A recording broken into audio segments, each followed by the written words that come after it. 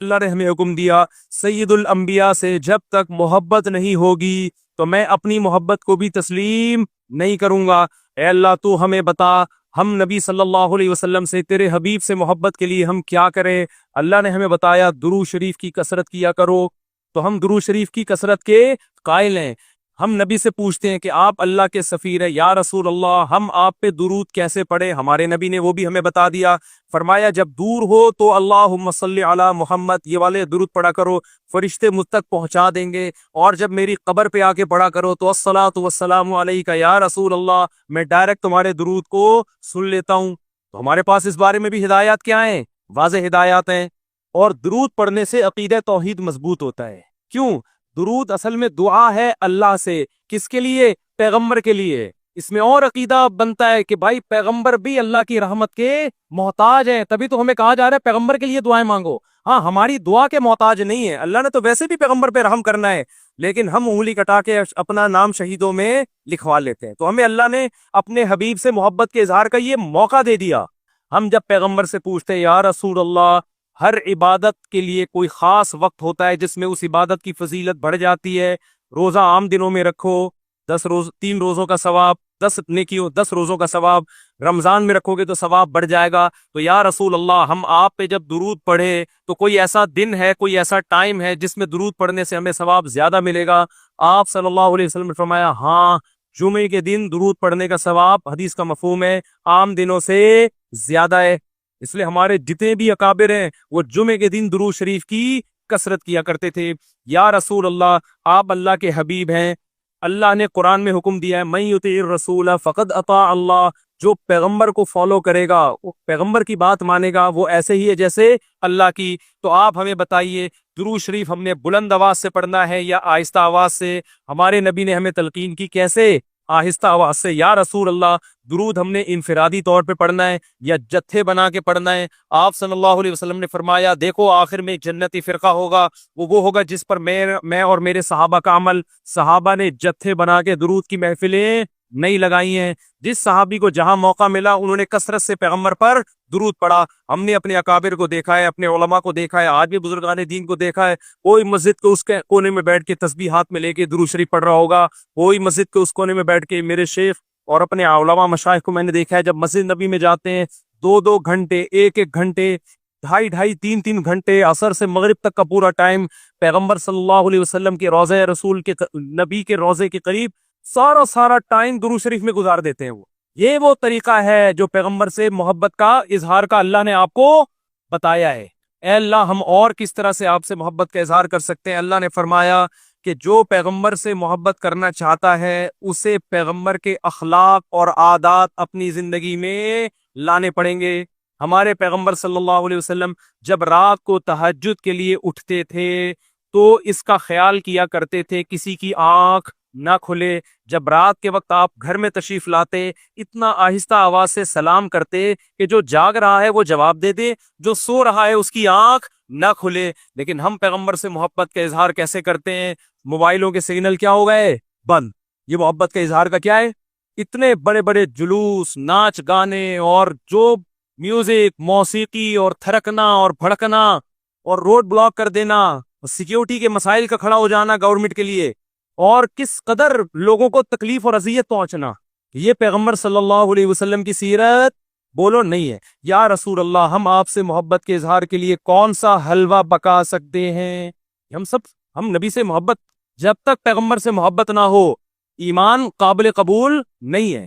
لیکن محبت کا انداز وہ ہوگا جو اللہ کے رسول نے بتایا ہے۔ یا رسول اللہ ہم آپ کی یاد میں کون سا حلوہ پکائیں، کتنی بریانی کی دیگیں آپ کی یاد میں؟ نبی نے فرمایا جو مجھے یاد رکھنا چاہتا ہے وہ روزے رکھے، کیونکہ نبی صلی اللہ علیہ وسلم نے فرمایا، بخاری مسلم کی حدیث، بدترین برتن جو بھر جائے وہ انسان کا پیٹ ہے۔ یا رسول اللہ ہم کتنا کھائیں آپ کی یاد میں؟ نبی نے فرمایا میری یاد میں مجھے خوش کرنا چاہتے ہو، اللہ کو خوش کرنا چاہتے ہو تو کھانا نہیں بلکہ کھانا چھوڑنا پڑے گا، ناغے کرنے پڑیں گے، روزے رکھنے پڑیں گے۔ آپ نے فرمایا بہترین روزہ داؤد علیہ السلام کا روزہ ہے، 1 دن روزہ 1 دن ناغا، 1 دن روزہ 1 دن ناغا۔ نہیں آئی بات میرا خیال ہے سمجھ میں؟ پیٹ بھرنے سے منع کیا، موٹاپے سے منع کیا۔ نبی صلی اللہ علیہ وسلم نے فرمایا، بخاری کی حدیث، سب سے بہترین امت میری، پھر اس کے بعد خیر القرون قرنی ثم الذین یلونہم ثم الذین یلونہم. پھر آپ نے فرمایا اس امت میں برائی آئے گی. وہ برائی کیا ہوگی؟ زیادہ کھانا، جس کی وجہ سے موٹاپا پھیل جائے گا. بخاری مسلم کی حدیث ہے. کھانے سے پتلا ہوتا ہے، موٹا ہوتا ہے. نبی فرما رہے میری امت میں جو سب سے پہلے برائی آئے گی جھوٹ اور موٹاپا. یہ بخاری کی حدیث ہے. ایک موٹاپا وہ ہوتا ہے جو نیچرلی ہوتا ہے. بہت سے اللہ والوں کو بھی ہم نے دیکھا ہے وہ بائی نیچر موٹے ہوتے ہیں، بھاری ہوتے ہیں. اس سے یہ کوئی گناہ نہیں ہے. وہ صحابہ کرام میں بھی تھے. یہاں اس موٹاپے کی برائی بیان ہو رہی ہے جو حلوے مانڈے کھانے کی وجہ سے ہو. چاہے 11ویں شریف کے نام پہ کھاؤ، چاہے 12ویں شریف کے نام پہ نہ کھاؤ. جب کھاؤ گے اس سے خدا خوش نہیں ہوگا. کھانے سے پرہیز کرو گے تو خدا کیا ہوگا؟ خوش ہوگا. آپ کہتے ہو ہم کھلاتے ہیں، کھاتے بھی تو ہو. اور جن کو کھلا رہے ہو وہ کون سا وہ لوگ ہیں جن کو 2 وقت کا کھانا نہیں ملا؟ وہ 6 محفلوں کے کھانے 11ویں پھوڑ کے آئے ہوئے ہوتے ہیں آپ کے پاس. ہم فراق یار میں گھل گھل کے ہاتھی ہو گئے. اتنے گھلے رستم کے ساتھی ہو گئے. یار کا فراق، یار کی جدائی، اس میں گھل گھل کے عاشق موٹا ہوتا ہے کہ دبلا ہوتا ہے؟ بولو نا، دبلا ہوتا ہے. لیکن شاعر کہہ رہا ہے آج کا جو عاشق ہے وہ یار کی جدائی میں گھل گھل کے ہاتھی ہو رہا ہے. بجائے پتلے ہونے کے کیا ہو رہا ہے؟ موٹا ہو رہا ہے. اتنا گھلتا ہے کہ رستم پہلوان کا ساتھی بن جاتا ہے. اسلام میں بھوکا رہنا سنت ہے، پھوڑنا پھاڑنا کھانا پینا یہ سنت نہیں ہے. 40 دن نبی کے گھر میں چولہا نہیں جلا. اور اگر آپ کھاتے ہو کھاؤ، مذہب کا لیبل مت لگاؤ اس پہ. کھانے پر پابندی نہیں ہے، مذہب کا لیبل تو مت لگاؤ نا کہ بہت ثواب کا. میں بھی جاتا ہوں، نہاری کھاتا ہوں الحمدللہ، پھوڑتا ہوں، لیکن یہ نہیں کہتا سنت پہ عمل کر رہا ہوں. میں یہ نہیں کہتا. میں بھائی وہ دل چاہ رہا تھا کھا لیا ہم نے، مدذل العالیہ جو سامنے آیا کھا لیا. سنت کا لیبل نہیں. سنت جب ہے جب روزہ رکھوں گا. جیسے نہیں کھاؤں گا یار آج فاقہ کرو، پھر بتاؤں گا ولاگ بناؤں گا دیکھو آج میں فاقے سے ہوں. سنت ہے یہ. پھوڑنے پھاڑنے کے بھی ولاگ ہم بناتے ہیں بس نہاری کے فضائل سنانے کے لیے. کتنی مزے کی سنت سمجھ کے نہیں پھوڑتے آپ. آج ہماری سوسائٹی کھانے کو مذہب سمجھنا شروع کر دیا ہے. مذہب نہیں ہے کھانا، فاقے مذہب ہے، بھوکا رہنا مذہب ہے. وقت بہت ہو گیا، کہنے کے لیے بھی بہت کچھ ہے لیکن کیا کریں ہیں. میرا مقصد کسی کا مذاق اڑانا نہیں ہے. ایک آخری بات کر کے اپنے بیان کو ختم کرتا ہوں. کل کوئی میرے سامنے کلپ آیا، اس کلپ میں کسی نے یہ کہا کہ غوث اعظم چاند پہ پہنچے تھے. اللہ عالم کسی کے پاس رپورٹ آئی ہوگی. اچھا، بہت سے لوگوں نے الٹا سیدھا لکھا ہوا تھا، برا بلا کہا ہوا تھا. کیا وہ کہہ رہا تھا کہ امریکہ تو بعد میں چاند پہ گیا ہے، غوث اعظم پہلے چلے گئے تھے. اچھا، نیچے سب ملے جلے کمنٹس آ رہے تھے نا. ایک نے بڑا اچھا کمنٹ کیا. اس نے کہا اگر کوئی غیر مسلم بھائی یہ کلپ دیکھ رہے ہیں تو خدا را اسلام کو برا نہ سمجھیں، یہ جھوٹی خبر ہے. سمجھ رہے ہیں نا؟ یعنی اس بندے کو یہ خیال ہوا کہ یار یہ ہمارے آپس کے مسئلے ہیں، چاند پہ گئے تھے نہیں گئے تھے یہ رپورٹیں ہم کرتے رہیں گے. لیکن غیر مسلم جب یہ مذہبی اسکالر سے یہ بات سنے گا تو وہ کہے گا کہ یار یہ ہے اسلام. یہ اس پہ فخر کر رہے ہیں کہ انگریز ایک تو جا ہی رہے چاند پہ، جانا تو ہم کو چاہیے تھا نا. کیا خیال ہے؟ ایک تو جان ہی رہے ہیں، اوپر سے عذر لنگ بدتر از لنگ. عذر ایسا پیش کر رہے ہیں کہ ہم تو پہلے جا چکے ہیں. تو اس نے یہ لکھا کہ غیر مسلم کو کہا کہ کوئی غیر مسلم بھائی یہ دیکھ رہے ہو تو یہ اوریجنل اسلام نہیں ہے. یہ بڑا اچھا کمنٹس کیا، مجھے اس سے بڑا سبق ملا. میں نے کہا یار ہم ربیع الاول میں محرم میں جو کچھ بھی کریں یار، آپ دل کھول کے حلوے بھی کھائیں، مانڈے بھی، اور ناچیں بھی، اور گائیں بھی، اور جو بھی کرنا ہے کرو. غیر مسلم کو بس یہ بتا دو یہ اوریجنل اسلام نہیں ہے تاکہ وہ بدگمان نہ ہو. جب غیر مسلم محرم میں ہمیں ماتم کرتا ہوا دیکھے گا، خون بہاتا ہوا، وہ اس اسلام کی طرف مائل ہوگا؟ بولو نا. اس میں اٹریکشن نماز کو دیکھ کے مائل ہوتا ہے، روزے کو دیکھ کے مائل ہوتا ہے، حج کو دیکھ کے مائل ہوتا ہے. لیکن محرم میں جو ہم خون بہا رہے ہیں، اپنا ہی خون بہا رہے ہیں، اس عمل کو دیکھ کے غیر مسلم ہماری طرف مائل نہیں ہو.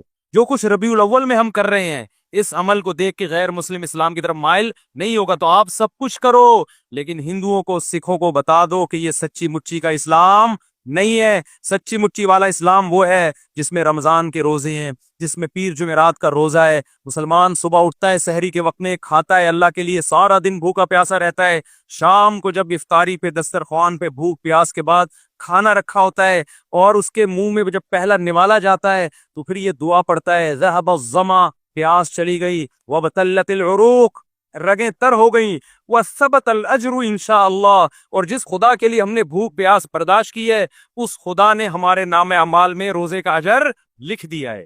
غیر مسلم اس اسلام کو دیکھ کے متاثر ہوگا جس میں آپ ماں باپ کے قدموں میں جنت تلاش کر رہے ہوگے. غیر مسلم اس اسلام کو دیکھ کے متاثر ہوگا جس میں گرل فرینڈ کا، بھنگی اور چماروں والے رشتوں کا کوئی تصور نہیں ہے، جس میں عورت سے وفائے بیوی بنا کے گھر لے کر آؤ، اس کو اس کی اولاد کے کفیل بن جاؤ. یہ ہے وہ پیارا اسلام جو کس نے دیا ہے؟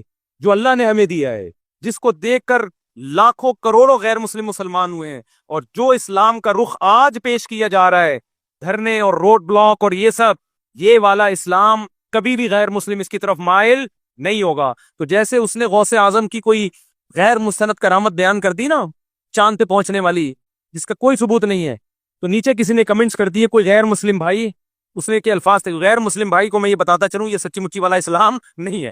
تو آپ جو کچھ بھی کریں ایک بورڈ لگا دیں، بھائی یہ ہمارا اپنا اسلام ہے، یہ سچی مچی والا اسلام نہیں ہے۔ سچی مچی والے اسلام میں قبر ایک بالے سے اونچی نہیں ہوتی، سچی مچی والے اسلام میں قبریں پکی نہیں ہوتی، سچی مچی والے اسلام میں حلوے مانڈے نہیں ہوتے۔ پوری دنیا کے ڈاکٹر اس پر متفق ہیں کہ میٹھا کھانا انسان کی صحت کے لیے انتہائی نقصان دہ ہے۔ میں کینسر کے اسپیشلسٹ سے ملا ہوں، ان کا کہنا ہے کہ سگریٹ اتنی نقصان دہ نہیں ہے جتنے حلوے نقصان دہ ہیں۔ نہیں ہے میرا غلط بات سن، سگریٹ سے زیادہ نقصان دہ کیا چیز ہے؟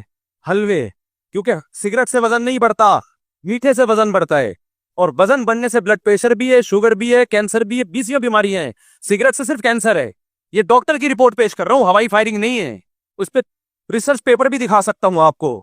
تو اسلام اس چیز کو کیسے پروموٹ کرے گا جس میں 30 پہ بھی کھانا ہے، 40 پہ بھی کھانا ہے، 11ویں پہ بھی کھانا ہے، 13ویں پہ بھی کھانا ہے، اور جناب ربیع الاول پہ بھی کھانا ہے، 10 محرم کو حلیم کی دیگ ہے، ہر تھوڑے دن بعد کوئی نہ کوئی کھانے کا پروگرام چل رہا ہوتا ہے۔ اسلام میں صرف ایک کھانا ہے، 2 کھانے خاندانی، ایک بقرعید کا کھانا، اس میں بھی میٹھا نہیں ہے، اس میں کیا ہے؟ گوشت۔ ایک عید الفطر کا کھانا، اس میں میٹھا ہے لیکن بہت تھوڑا، کھجور کے چند دانے۔ اور ایک ولیمے کا کھانا ہے جو شادی کے بعد ہوتا ہے، جو بعض لوگوں کو 4 دفعہ نصیب ہوتا ہے، اس میں بھی گوشت ہے، میٹھا نہیں ہے، اس میں بھی اولم ولو بشاتن، نبی نے فرمایا ولیمہ کرو اگرچہ بکرے کے ذریعے کیوں نہ ہو، ایک بکری کیوں نہ ہو۔ اسلام ایسی خوراکوں کو پروموٹ ہی نہیں کرتا جسے کھا کے آپ چوڑے ہو جائیں۔ گوشت کھا کے چوڑا نہیں ہوتا آدمی، موٹا نہیں ہوتا، کاربوہائیڈریٹ کم ہے اس میں، اور آپ میٹھے کو فوکس کر رہے ہو۔ یہ والا کہ میرے پاس تو مٹھائی کے ڈبے لا کے نا لوگوں نے، جو آ رہا ہے مٹھائی کا ڈبہ لے کے آ رہا ہے گفٹ میں، میں پہلے گھر میں دیتا تھا، بچے کھاتے تھے، اب میں نے گھر میں دینا بھی چھوڑ دیا۔ میں نے کہا میں اپنے بچوں کو کیوں تباہ کروں اپنے ہاتھوں سے یار، لڈو کھا کے لڈو جیسے بن جائیں گے وہ۔ ہم نے اپنے بچوں کو فوز کے انڈے کھاؤ، گوشت کھاؤ، دودھ پیو، میٹھے کو میں پروموٹ نہیں کرتا گھر میں زیادہ، سمجھتے ہو کہ، اور ہمارے یہاں مشہور کیا کھانے کے بعد میٹھا کھانا سنت ہے۔ وہ پٹانگ باتیں کر رہے ہو یار تم، کھانے کے بعد کھانا ہی کہاں سنت ہے کہ اس کے بعد میٹھا کھانا بھی سنت ہو۔